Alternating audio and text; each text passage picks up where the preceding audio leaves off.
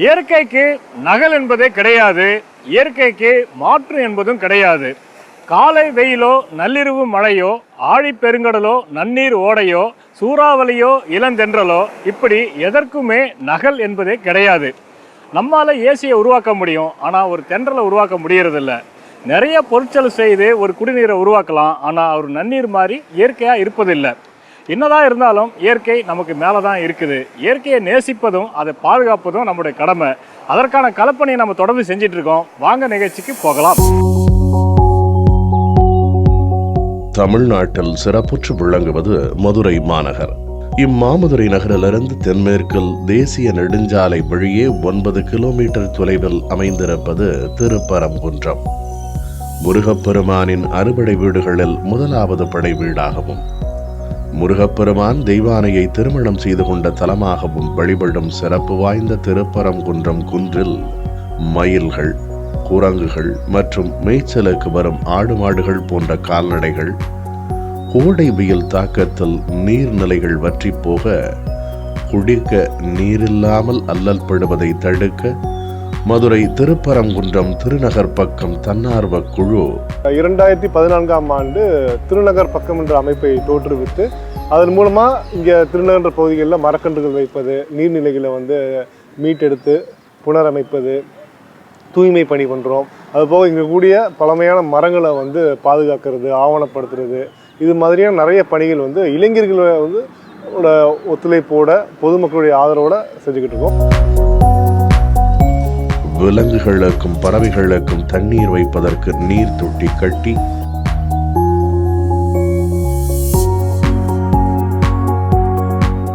அதில் தினமும் நீர் ஊற்றி வருகிறார்கள்.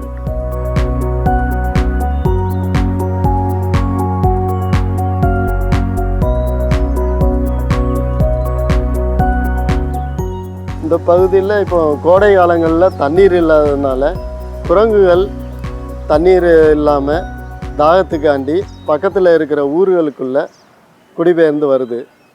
அதையெல்லாம் தடுக்கிறது பொருட்டு நாங்கள் குரங்குகளுக்கு தாகம் தீர்க்கிறதுக்கு தண்ணீர் எல்லாம் ஊற்றுறோம் கோடை காலங்களில். இந்த இடத்துல விலங்குகளுக்கு குடிநீர் தொட்டின்றதே கிடையாது. ஒரு 6 வருஷத்துக்கு முன்னாடி தான் ஒரு தொட்டிகள் அமைச்சோம்.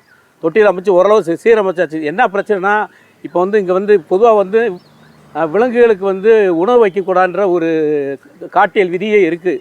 தண்ணி வேணால் வைக்கலாம். விலங்குகள் இப்போலாம் தனக்கான உணவை தானே தேடி செல்லும். அதுக்கு வாழைப்பழம் வைக்கிறதோ இந்த மாதிரி பட்டாணி சுத்தல் வைக்கிறதோ அது ஏற்காது. அதோட உடம்பை எப்படின்னா நம்ம மனித உடல்நிலைக்கு மாறுபட்ட சூழ்நிலையை கொண்டது தான் விலங்குகள்.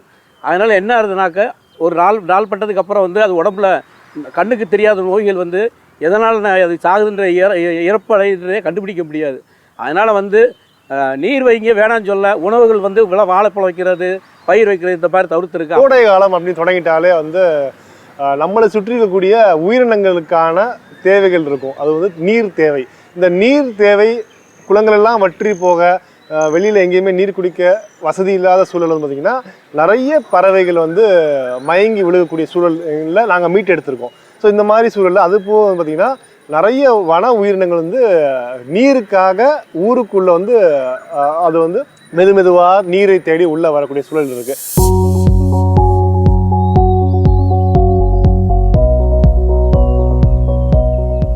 திருப்பரங்குன்றம் பகுதியில் அந்த குன்றுக்கு கீழ் இருக்கக்கூடிய அந்த வனப்பகுதிகளில் வாழக்கூடிய எண்ணற்ற குரங்குகளுக்கும் மயில்களுக்கும் எங்களுடைய குழுவினர் பார்த்திங்கன்னா அவ்வப்போது அந்த கோடை காலங்களில் நாங்கள் நீர் ஊற்றி அங்கே தாகம் தணிக்கக்கூடிய பணிகளை பண்ணுறோம். இந்த நீர் ஊற்றுறதுனால என்ன நடக்குது அப்படின்னா விலங்குகள் அது வலசை போய் இன்னொரு கிராமத்துக்கோ இன்னொரு ஊருக்கோ போய் நீர் குடிக்கக்கூடிய அவசியம் ஏற்படாதனால அங்கே காடுகளில் கிடைக்கக்கூடிய உணவு இலை தலைகளை சாப்பிட்டு வாழுது, தாகத்துக்கு நீர் அருந்தி கொள்ளுது.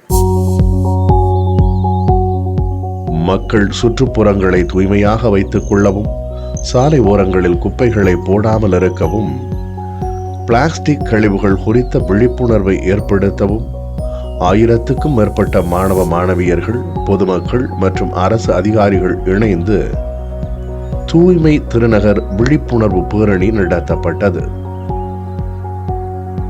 திருநகர்ல குறிப்பிட்ட பகுதியில் மக்கள் குப்பைகள் கொட்டக்கூடிய பகுதியில் தேர்ந்தெடுத்து அங்கே மக்கள் குப்பைகள் கொட்டாத வண்ணம் நாங்கள் தடுப்புகள் ஏற்படுத்துகிறோம்.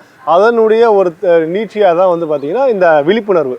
இந்த விழிப்புணர்வுல நாங்கள் தொடங்குறதுக்கு வந்து முக்கிய காரணம் வந்து பார்த்திங்கன்னா நம்ம சுத்தம் பண்ணிகிட்டே போகலாம். ஆனால் அந்த சுத்தம் வந்து குப்பைகள் கொட்டிக்கிட்டே இருந்தால் நம்ம திரும்ப சுத்தம் பண்ணிட்டே இருக்கணும். அப்போ அந்த குப்பைகள் கொட்டுவதை தடுக்கணும், மக்களிடத்தில் விழிப்புணர்வு ஏற்படுத்தணுன்றதுக்காக நாங்கள் என்ன திட்டமிட்டோம்னா, இந்த பகுதியில் அருகாமையிலும் சுற்றிலும் இருக்கக்கூடிய பள்ளி, கல்லூரி, மற்ற தனியார் நிறுவனங்கள் எல்லாத்தையும் ஒருங்கிணைச்சு இங்கே ஒரு மாபெரும் பேரணியை நிகழ்த்தினோம்.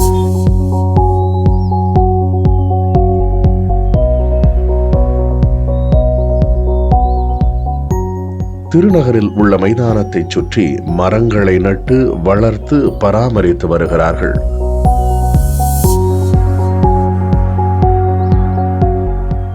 இந்த குறுங்காடு வந்து பார்த்திங்கன்னா ஒரு குறுகிய இடங்களில் அதிகப்படியான தாவரங்கள் நம்ம நட்டு, அதுவும் வந்து பார்த்திங்கன்னா பூக்கும் தாவரம், காய் கனிகளை வந்து கொடுக்கக்கூடிய தாவரம், நிழல் தரக்கூடிய தாவரங்கள், இது மாதிரி கொடி தாவரங்கள், இது மாதிரி வெவ்வேறு தாவரங்களை வச்சு அங்கே ஒரு பல்லுயிர் சூழல் மிகுந்த ஒரு பகுதியாக, ஏன்னா அங்கே வரக்கூடிய ஒரு தேன் சிட்டாகட்டும், இல்லை பூச்சிகளை உண்ணக்கூடிய பறவைகளாகட்டும், இல்லை அங்கே இருக்கக்கூடிய ஒரு ஓணான் ஆகட்டும், இந்த மாதிரி வெவ்வேறு வகையான உயிரினங்கள் ஒரு குறிப்பிட்ட இடத்துல வாழ்றதுக்கான சூழல் ஏற்படுத்துது. அது வந்து இந்த குறுங்காடு அப்படின்றது. குறுங்காடு வளர்த்து பறவைகள் தங்குவதற்கும் பசுமை சூழலை உண்டாக்கும் நோக்கத்தோடு களப்பணி செய்தும் வருகிறார்கள். திருநகருக்குள்ள 2 பூங்கா இருக்கு. 2 பூங்காவிலையும் தூய்மை பணிகள் எல்லாம் பண்றாங்க. மரக்கன்றுகளை பூரா நல்லபடியாக மரக்கன்றுகளை பராமரிக்கிறாங்க.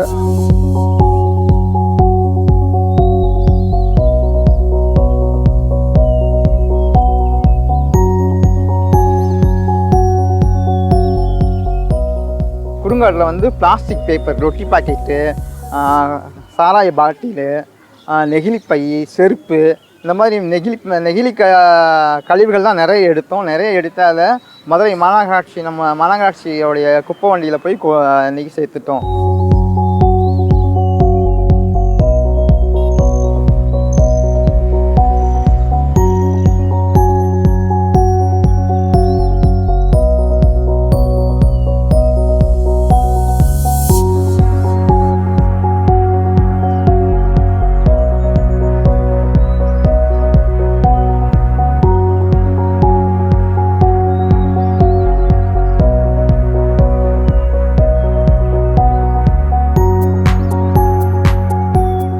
மரங்களுக்கு வந்து இங்கே நீர் பூங்காவில் மரங்களுக்கு வந்து பாத்தி கட்டியிருக்கோம். பாத்தி கட்டி தண்ணீர் போக வழி செஞ்சுருக்கோம்.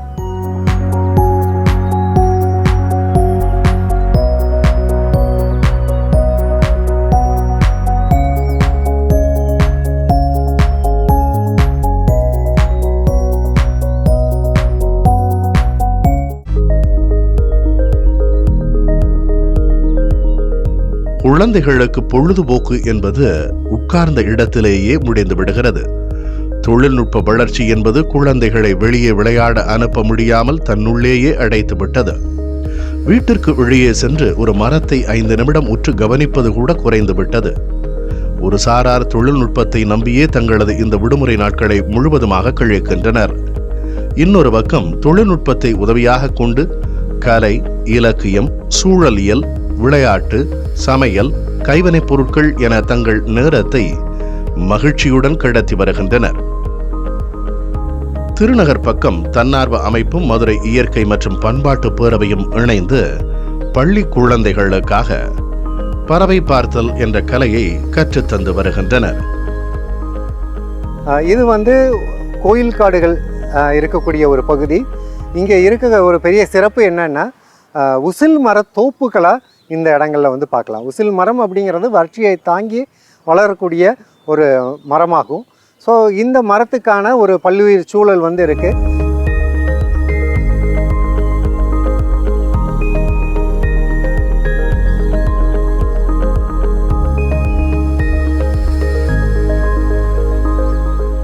இந்த பகுதி வந்து நமக்கு ஆற்றுக்கும் ஒரு மலைப்பகுதிக்கும் அடுத்து இருக்கக்கூடிய ஒரு விவசாய நிலப்பரப்பாகவும் கிட்டத்தட்ட ஒரு வறல் காடாகவும் இருக்கக்கூடியது.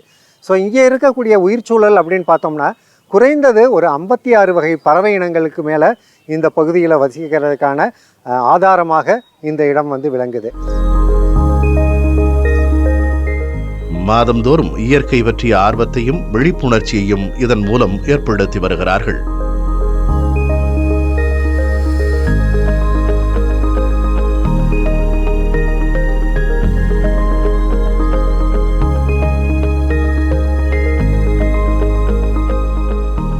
பள்ளி மாணவர்கள் வந்து இயற்கையான சூழலுக்கு அழைத்து சென்று அங்கே பறவை காணுதல், பட்டாம்பூச்சி காணுதல், பூச்சிகள், ஊர்வன, இது மாதிரி வெவ்வேறு உயிரினங்களை வந்து காண்பித்து அதை எப்படி அடையாளம் காண்பது, இது ஏன் பாதுகாக்கணும், அது ஏன் இயற்கையில் இருக்குது, இது மாதிரியான ஒரு பொதுவான குழந்தைகளுக்கு புரியும் வண்ணம் நாங்கள் வந்து எடுத்துரைத்து அவங்களுக்கு ஒரு இயற்கை நடையாக சுற்றி இருக்கக்கூடிய நீர்நிலைகள் பார்க்குறது, தாவரங்களை பார்க்குறது, காடுகள் எப்படி உருவாகிறது, இது மாதிரி நிறைய விஷயங்கள் வந்து நாங்கள் வந்து களத்தில் சொல்லித்தரோம்.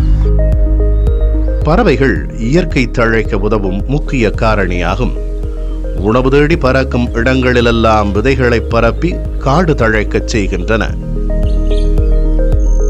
பறவைகள் வந்து ஒரு வித்தியாசமான உலகம். அதோட உலகத்தில் நம்ம கவனத்தை அதில் வச்சோம் அப்படின்னா நிறைய வந்து ஃபோக்கஸ் கிடைக்கும். பர்டிகுலராக வந்து சின்ன குழந்தைங்க வந்து வீட்டை சுற்றி இருக்கிற பறவைங்களை வந்து உற்று நோக்குதல் வந்து ரொம்ப ரொம்ப முக்கியமான ஒரு விஷயம். ஸோ இந்த பறவைகள் வந்து அதோட ஃபெதர்ஸ் பார்த்தோம் அப்படின்னா பலவிதமான வண்ண கலர்களில் இருக்கும். அது சிமாட்ரின்னு சொல்லுவாங்க. அதாவது வந்து இடது இறக்கையும் வலது இறக்கையும் ஒரே மாதிரி இருக்கும். இது ஒரு அற்புதமான உலகம் பறவைகளை உற்று நோக்குதல் வந்து. பறவைகளை பின்தொடர்வது எளிதன்று. பறவைகள் மெல்லிய அசைவுகளை கூட உணரும் திறன் பெற்றவை. விண்ணில் பறக்கும் ஓர் பறவை நிலப்பரப்பில் நிகழும் தாக்கத்தை, அதிர்வுகளை உணர முடியும். இன்று வந்ததில் வந்து நம்ம வந்து நிறைய விஷயம் தெரிஞ்சுக்கிட்டோம். இதில் வந்து பறவைகள் வந்து நீர்சார் பறவைகளையும் பார்த்தோம், அதே மாதிரி நிலம் சார்ந்த பறவைகளையும் பார்த்தோம். அதை தவிர்த்து நிறைய பூச்சி இனங்கள் இதெல்லாம் பார்த்தோம். ஸோ இதில் வந்து ஒரு குருவி இனம் வந்து முட்டையிட்டு அது குஞ்சு பொறிச்சு அதை வந்து ஊட்டிக்கிட்டு இருந்ததையும் நம்ம பார்த்து ரொம்ப சந்தோஷப்பட்டோம். I have been birding since 4 to 5 years. Morning we went to a sacred grove. The most interesting part was the nesting of the yellow-throated sparrow. And here in this water body, maybe around 25 to 30 species are there. A lot of little cormorants and darters are roosting. I mean, perched on the tree tops. பறவை பார்த்தலுக்கான முறைகளையும் binocular மற்றும் குறிப்பு எடுத்தல் போன்ற தேவையான விஷயங்களையும் சொல்லித் தருகின்றனர். எல்லோ த்ரோட்டட் பேர்ட் எல்லாம் பார்த்தோம். அடுத்து நாப்பிங் பேர்ட் பார்த்தோம். அடுத்து ஸ்பாட்டட் அவுல் பார்த்தோம். அடுத்து கிராங்கோன்னு ஒரு பேர்ட்ஸும் பார்த்தோம். ஆனால் இங்கே வந்து பார்க்கும்பொழுது இந்த குழந்தைகளுக்கான இந்த பறவைகளை பார்க்கும்பொழுது அதுகளுக்கு ஒரு புலகாங்கிதமாக இருக்கும். இப்படி பறவைகள்லாம் இருக்குதா? அப்போ அதுக்கு என்ன ஆகும்னா, நீர்நிலைகள் இருந்தால் தான் பறவைகள் வரும். அப்போ நீர்நிலைகளை காப்பாற்றணும் அப்படிங்கிற ஒரு அவேர்னஸ் அந்த குழந்தைகளுக்கு வர்றதுக்கான வாய்ப்பு இருக்குது. நைட் வாக்குன்னு சொல்லிட்டு அண்ணன் வெளியே கூப்பிட்டு போவார் நைட் ரவுண்ட்ஸு. அங்கே போயிட்டு எப்படின்னு பார்த்தீங்கன்னா என்னென்ன பூச்சிகள், பறவைகள் இதெல்லாம் நைட்டில் வந்து நாட்கள் வாக்குன்னு சொல்லுவாங்க. நைட்டில் போனால் தான் ஒரு சிலலாம் நம்ம பார்க்க முடியும். ரெப்டைல்ஸ் இதெல்லாம் நம்ம நைட்டில் போனால் தான் பார்க்க முடியும். ஸோ இன்னும் நிறையா விஷயங்கள் கற்றுக்கிறதுக்கு அந்த நைட் ரவுண்ட்ஸ் வந்து எங்களுக்கு ரொம்ப யூஸ்ஃபுல்லாக இருக்குது. நாடு முழுவதும் 1364 வகையான பறவை இனங்கள் காணப்படுகின்றன.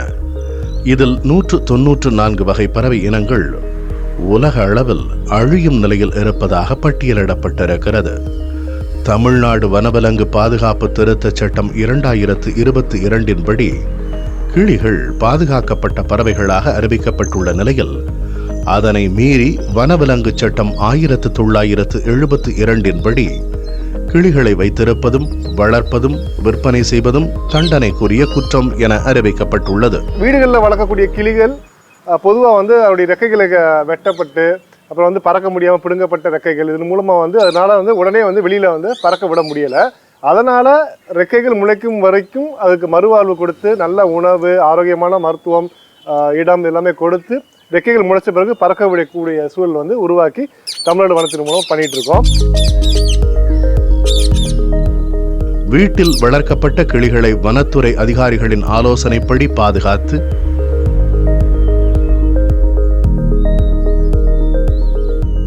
பழமெல்லாம் வாங்கியாந்து கொடுப்பாங்க. அந்த பழம் வாங்கியாந்து கொடுத்த உடனே அந்த பழத்தை நல்லா வாட்ச் பண்ணி கழுவி அதை எடுத்து பத்திரம் பண்ணி வச்சுருவேன்.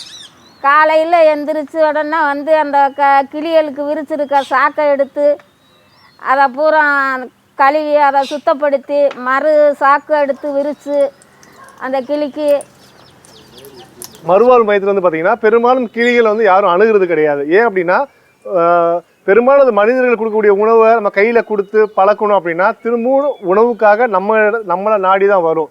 அதனால் இந்த இயற்கையான முறையில் எப்படி உணவு கிடைக்குதோ அந்த காலத்துக்கேற்ப என்னென்ன பழங்கள் கிடைக்குதோ அது மாதிரியான உணவுகளை தேர்ந்தெடுத்து, இப்போ வந்து கொய்யா பழங்கள், இப்போ வந்து மாம்பழ சீசன் வந்து தொடங்கியிருக்கு, அப்புறம் வந்து தர்பூசணி, இந்த மாதிரி என்னென்ன சீத்தாப்பழம், காடுகளில் கிடைக்கக்கூடிய சில பழங்கள், தானியங்கள், இந்த மாதிரியான விஷயங்களை நாங்கள் தேர்ந்தெடுத்து இதுகளுக்கு உணவு பழக்கத்தை வந்து மாற்றி இதுகளை வந்து காடுகளுக்குள்ளே போகனாலுமே தன்னுடைய இரையை தானே தேடி சாப்பிட்டு வாழக்கூடிய ஒரு சூழலில் அது நல்லா பாதுகாப்பாக இருக்குன்ற மாதிரி ஒரு பயிற்சி கொடுத்து நாங்கள் வந்து ஒரு இந்த மையத்தில் வச்சுருக்கோம் இந்த கிளிகளை.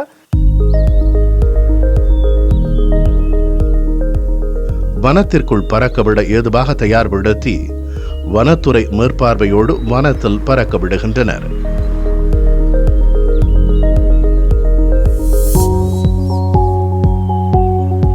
காட்டு விலங்குகள் மற்றும் பறவைகளை பாதுகாப்பது, குடியிருப்பு பகுதிகளில் வரும் பாம்புகளை கவனமுடன் பிடித்து வனப்பகுதியில் விடுவது என பல்வேறு சேவைகளை செய்து வருகின்றனர்.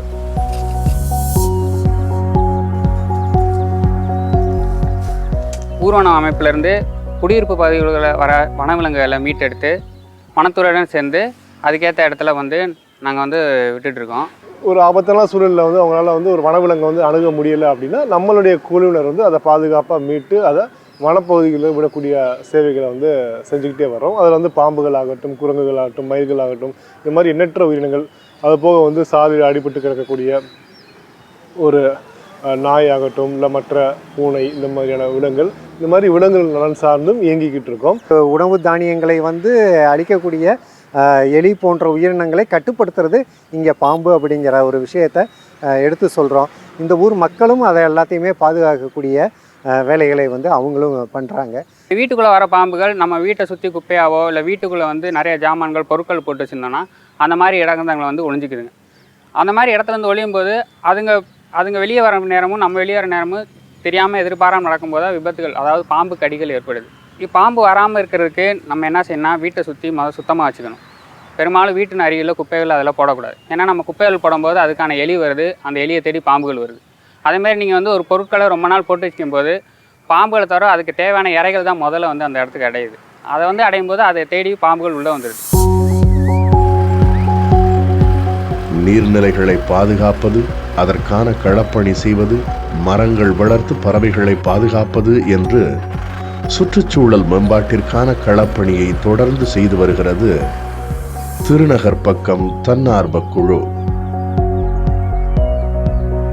நிறைய பேர் வந்து சேவை பண்ணுறாங்க. ஆனால் உலகத்துக்கு அறிமுகப்படுத்தினாதான் வந்து அவங்களுடைய சேவைகள் வந்து உண்மைக்கே வந்து நிறைவுன்றது எங்களுடைய இது. என்ன அப்படின்னா சேவைகள் செஞ்சுக்கிட்டே இருக்கோம். அது மக்களிடத்தில் வந்து அங்கீகாரம் பெறணும், இல்லை மக்களிடத்துல விழிப்புணர்வு ஏற்படுத்தணும், இல்லை மக்களுக்கு தாக்கத்தை ஏற்படுத்தணும். ஸோ இது மாதிரி நம்ம புதிய தலைமுறை போன்ற தொலைக்காட்சிகள், அதுவும் மக்களிடத்தில் பெரும்பாலும் பார்க்கக்கூடிய ஒரு தொலைக்காட்சி இந்த மாதிரி நிகழ்ச்சி பண்ணுறப்ப எங்களை போன்ற எங்கேயோ பரந்துபட்ட உலகத்தில் எங்கேயோ ஒரு மூலையில் நாங்கள் வந்து இந்த மாதிரியான களப்பணிகளை செஞ்சுக்கிட்டே இருக்கோம். இது உலகம் முழுக்க இருக்கக்கூடிய மக்கள் பார்த்து, ஓ இந்த மாதிரியெல்லாம் வந்து நம்மளும் பண்ணலாமா. ஏன்னா முக்கியம் நாங்கள் பண்ணுறது பார்த்திங்கன்னா இளைஞர்களை ஃபுல்லாக ஒருங்கிணைக்கிறோம், மக்களை ஒருங்கிணைக்கிறோம். அப்போ இது வந்து நம்ம இங்கே இருக்கக்கூடிய நாங்கள் மட்டுமே பண்ணக்கூடிய பணி கிடையாது, யார் நினச்சாலும் பண்ணலாம். அப்போ அவங்கவுங்க ஊரில் பண்ணுறதுக்கான அந்த தூண்டுதலாக இது நிகழ்ச்சி இருக்குன்றது நான் உண்மைக்கே நம்புகிறேன்.